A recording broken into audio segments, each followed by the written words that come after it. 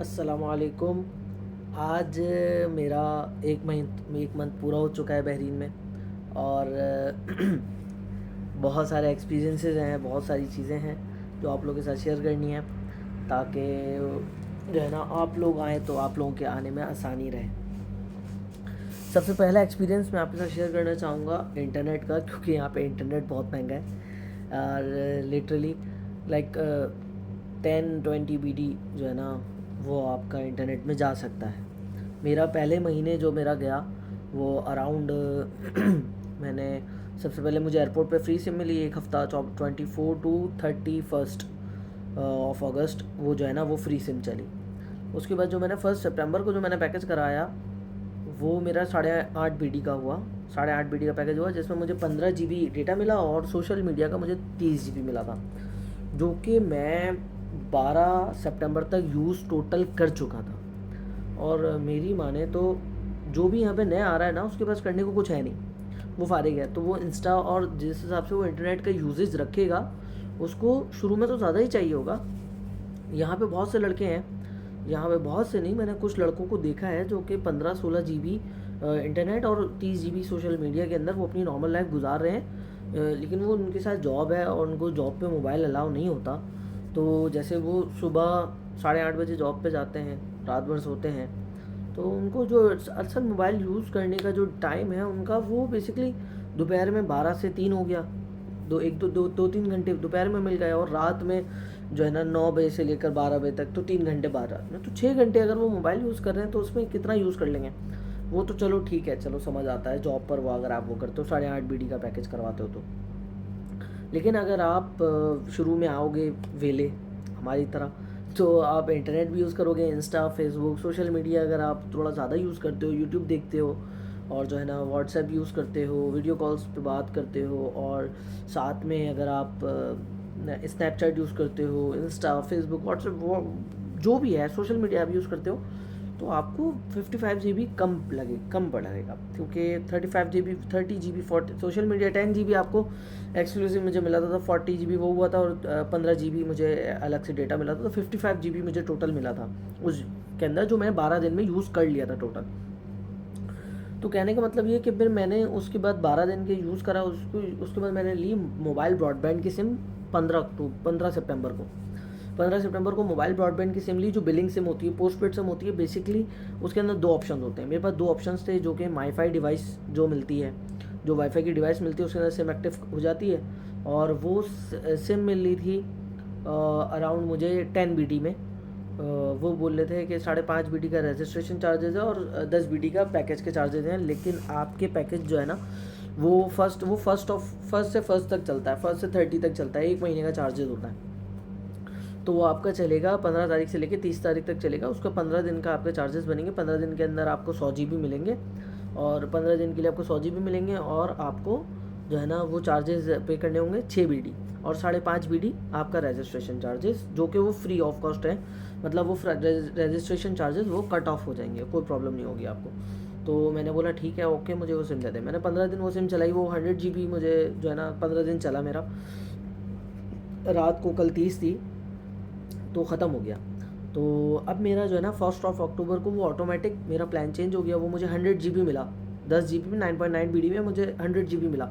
तो मैं आज उनके पास गया था, मैंने उनको जाके बोला कि भैया आपने मुझसे प्रॉमिस किया था कि आपने मुझे जो है ना 9.9 BD में 300 GB देंगे, और साथ में 5.5 BD मेरे बिल का भी काटेंगे। मैंने ना लास्ट बिल भरा ना ये वाला बिल भरा है, ये बस मेरे बिल पे लग गया। तो टोटल 25 BD हो गया, क्योंकि मैंने 3.3 BD की वो भी कराई थी ना, 3.3 BD की मैंने जो है ना अपनी सिम कन्वर्ट करवाई थी ई सिम पे, क्योंकि मेरे मोबाइल में एक ई सिम अलाउ है और एक फ़िज़िकल सिम है। तो मैंने अपनी एक ई सिम को कन्वर्ट कर दिया। अगर आप फिजिकल सिम को ई सिम पे कन्वर्ट करते हो तो 3.3 BD का वो चार्ज लगता है आपके ऊपर। तो मुझे वो लगा था, तो 14 BD 14.6 BD वो समथिंग को बना था, 9.9 BD ये बना, तो 25 समथिंग फिगर कुछ बना था जो मेरा टोटल बिल था। अब मैं उनके पास गया, मैंने बोला 5.5 BD आप डिडक्ट करें, तो उन्होंने बोला मैनेजर हमारा अभी छुट्टी पर है, 4 दिन बाद आएगा तो वो डिडक्ट कर देगा। बाकी जो हमने आपसे वादा किया था कि हम आपको 300 GB देंगे, तो उन्होंने वो अपने वादे के मुताबिक उन्होंने 200 GB प्लस ऐड कर दिया उन्होंने। तो कहने का मकसद ये कि जब भी आप यहाँ पर आ रहे हो तो आप देखें, अब मेरे सितंबर के महीने में मैंने कितना पे किया। सितंबर के महीने में मैंने 11 BD अपनी सिम का पे किया, जिसमें से 5.55 BD रिमूव हो जाएगा, कोई बात नहीं है, कोई मसला नहीं है। तो 6 BD आप लेके चलते, 6 BD वो भरा, 8.5 BD ये भरा, 9 BD के करीब ये भरा, तो 9 और 6 15 BD, 15 BD मैंने इंटरनेट का भरा। प्लस जो है ना उसमें परेशानी मुझे ये हुई कि मेरी बिलिंग सिम थी, तो परेशानी मुझे ये हुई कि मुझे 1-2 दिन इंटरनेट के बगैर रहना पड़ा, क्योंकि मुझे समझ नहीं आ रही थी चीज़ें। तो मैं आपको इस तरीके से गाइड कर रहा हूँ कि आप एयरपोर्ट से आए, 15 BD भी बहुत होते हैं, सही है, 15 BD खर्च करें और 10 BD इस मंथ खर्च करें तो 25 BD मेरे शुरू के 2 महीने में इंटरनेट पे ही लग गए। तो मेरा सजेशन आपको ये है कि आपने जो है ना इसका सिंपल सा हल ये है कि आपने क्या करना है, आप एयरपोर्ट पे आए, आप एयरपोर्ट से इमिग्रेशन से क्रॉस करेंगे तो इमिग्रेशन ऑफिसर आपको एक सिम देगा साथ में, सही है, वो प्रीपेड सिम होती है, वो सिम आप लें, उस सिम पे अब वो आप नंबर यूज़ करें, प्रोफेशनली यूज़ करें, और वो नंबर पे आपको 1 हफ्ते का फ्री अराउंड मिलेगा। जैन की मिलती है, STC की मिलती है, बेटेलको की मिलती है, जिसकी भी सिम आपको दी जाएगी वो आपको कंपनी की सिम आपको जो है ना वो 1 हफ्ता फ्री आपको उस पर रहेगा, इंटरनेट और बाकी अदर सर्विसेज। तो वो आप 1 हफ्ता फ्री यूज़ करें। उसके बाद आप क्या करें,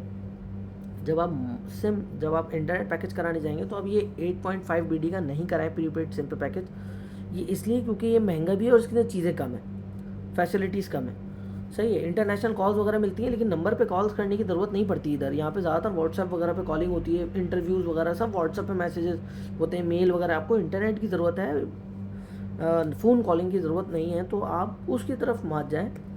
मेरी सजेशन यही है कि आप क्या करें, मोबाइल ब्रॉडबैंड की पोस्टपेड सिम ले लें।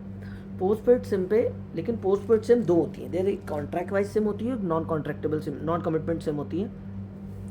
कॉन्ट्रैक्ट सिम में ये होगा कि वो आपको 12 महीने का कॉन्ट्रैक्ट दे देंगे, 12 महीने वही सिम यूज़ करनी होगी आपको, वही प्लान के साथ यूज़ करनी होगी।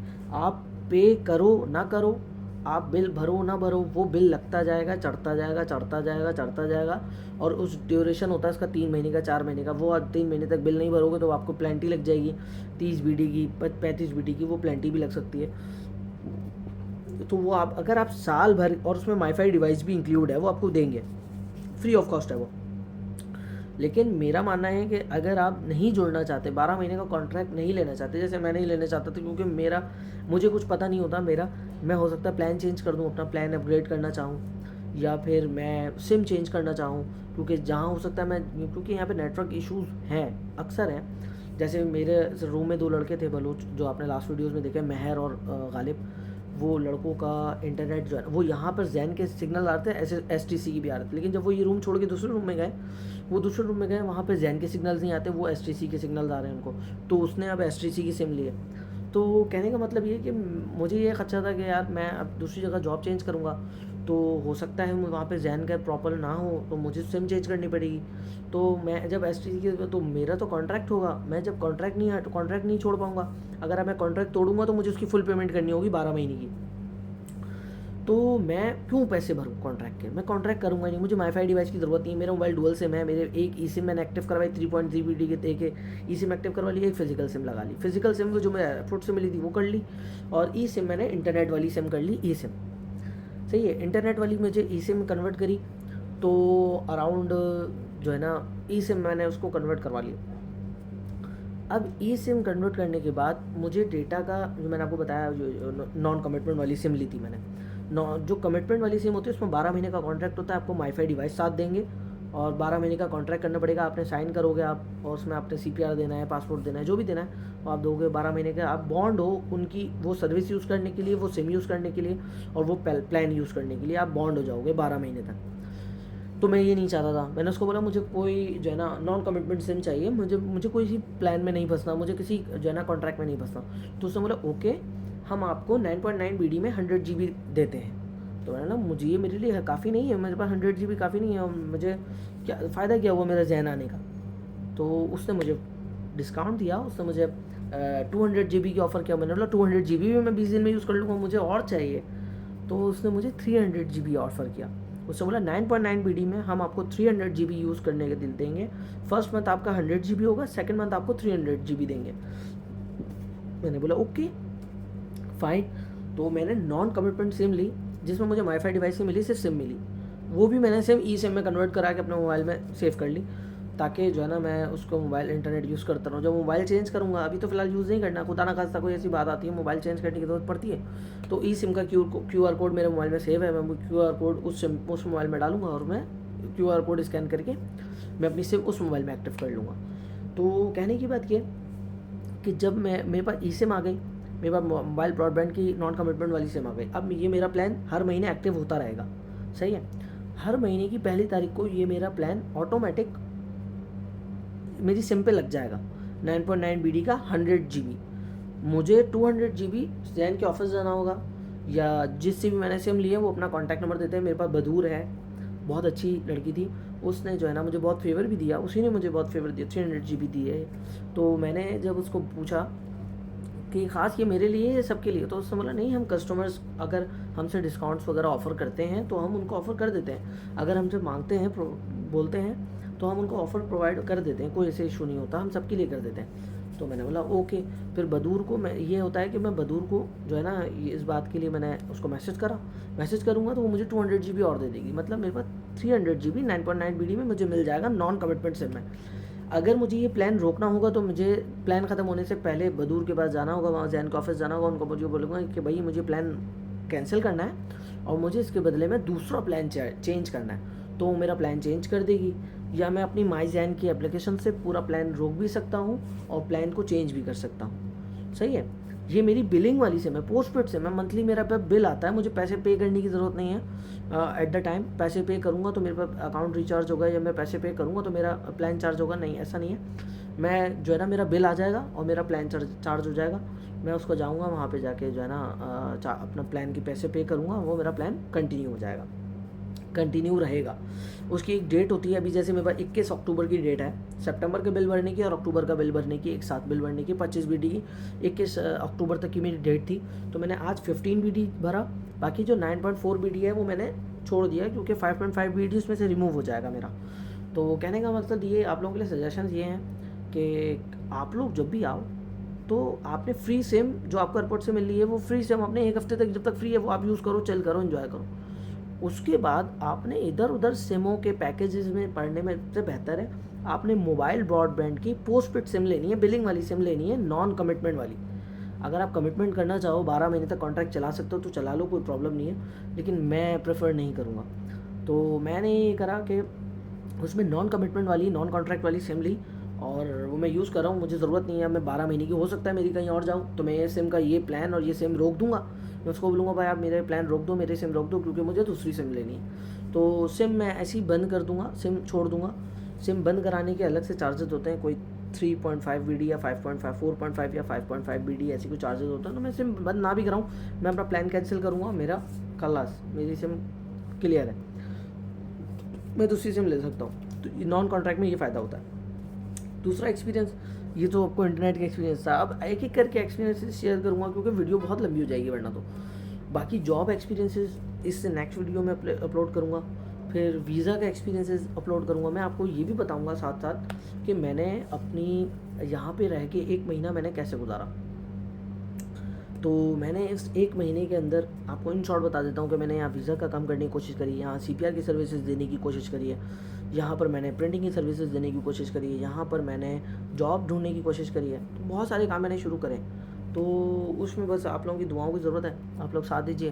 बाकी एक फ़्लाई टू बहरीन के नाम से मैंने अपना एक वीज़ा कंपनी शुरू करी है और इनिशियली इसको स्टार्ट लिया है, और जो है ना माशाल्लाह से 2 केसेस भी मैंने उसमें इन्वॉल्व कर दिए हैं। 2 केसेस अभी डाले हैं लड़कों के, तो इंशाल्लाह ताला उनका वीज़ा आ जाएगा, वो बहरीन आ जाएंगे। उनका मैंने एक का जॉब वीज़ा अप्लाई करा है और एक का आज़ाद वीज़ा। आज़ाद वीज़ा जैसे नाम की मैं आपको पिछली वीडियो में बता चुका हूँ, जैसे नाम की कोई चीज़ नहीं होती, एक तरीके से एम्प्लॉयमेंट होती है, दोनों वर्क परमिट है, लेकिन एक का कॉन्ट्रैक्ट में वो बॉन्ड है कि वो एयरपोर्ट क्लीनर की जॉब पे आ रहा है, तो एक कॉन्ट्रैक्ट में वो बॉन्ड है कि वो पाकिस्तान से डायरेक्ट हायरिंग होगी उसकी, पाकिस्तान से डायरेक्ट, मतलब जैसे वो उसका नॉर्मल जो वीज़ा आता है, जो प्रोसेस होता है आज़ाद वीज़े का, वही सेम प्रोसेस है। आपने जो है ना मेडिकल कराना है, वीज़ा अप्लाई करना है, वीज़ा आपका मेडिकल अप्लाई हो जाएगा, फिर वीज़ा आ जाएगा, वीज़ा आने के बाद आपने जो है ना डायरेक्टरेट ऑफिस में अपना जो है ना चीज़ें सर्टिफाइड करवानी है, आपने स्टिकर लगवाना है अपने पासपोर्ट पे, जो है ना उसका होता है प्रोटेक्टर लगवाना है, और फिर आपने जो है ना नॉर्मल यहाँ पर आ जाना है। जहाँ पर आएंगे तो आपका जो एम्प्लॉयमेंट कॉन्ट्रैक्ट है वो उसके अंदर आप बॉन्ड होंगे 1 साल 2 साल के लिए। वो जो लड़का है वो 1 साल के लिए बॉन्ड है, एयरपोर्ट क्लीनर की उसकी जॉब है, और वो यहाँ पर आके एयरपोर्ट क्लीनिंग में अपनी जॉब कंटिन्यू करेगा और वो साल भर तक उसी यहीं पर जॉब करेगा। 120 दिनार के अंदर अकोमोडेशन, फूड उसको कंपनी प्रोवाइड करेगी, और रिहाइश और ट्रांसपोर्टेशन ये सब कंपनी प्रोवाइड करेगी। 120 दिनार उसकी सूखी सूखी बचत है और कुछ नहीं। 120 दिनार मतलब पाकिस्तानी कोई 90,000 बना, उसकी सूखी सूखी बचत है। वो अगर 20 दिनार खर्चा भी करता है इधर तो 100 दिनार उसको आराम से बचेगा। ये कॉन्ट्रैक्ट है, वो कहीं और जॉब वगैरह अप्लाई नहीं कर सकता है यहाँ पर आके, क्योंकि उसको एयरपोर्ट क्लीनर से रिज़ाइन देना होगा, फिर वो वजह पूछनी होगी, वो लंबा प्रोसेस है, उसमें आप फंस सकते हैं। तो आप नॉर्मल जो है ना, वो फिर वो वीज़ा जो पे करेंगे, जो वीज़ा पे करेंगे वो उसकी वीज़ा की चार्जेस आप पे प्लेंटी लगेगी वीज़ा की। सही है। दूसरा वीज़ा है आज़ाद वीज़ा, जो कि आज़ाद वीज़ा हम कहते हैं। गवर्नमेंट की नज़र में आप एम्प्लॉय होते हो बहरीन के अंदर, किसी भी कंपनी के, किसी भी सीआर के आप एम्प्लॉय होते हो, और जब आप यहाँ पर आते हो, लेकिन वो एम्प्लॉय, वो कंपनी आपको बॉन्ड नहीं करती काम ढूंढने के, काम करने के, या काम कुछ भी। आप फ्री होते हो, आप जहाँ रहो, कहीं भी खाओ पियो, आप अपने खर्चे पे होते हो, बस वो अपने वीज़ा फीस लेती है और वो आपका वीज़ा करती है।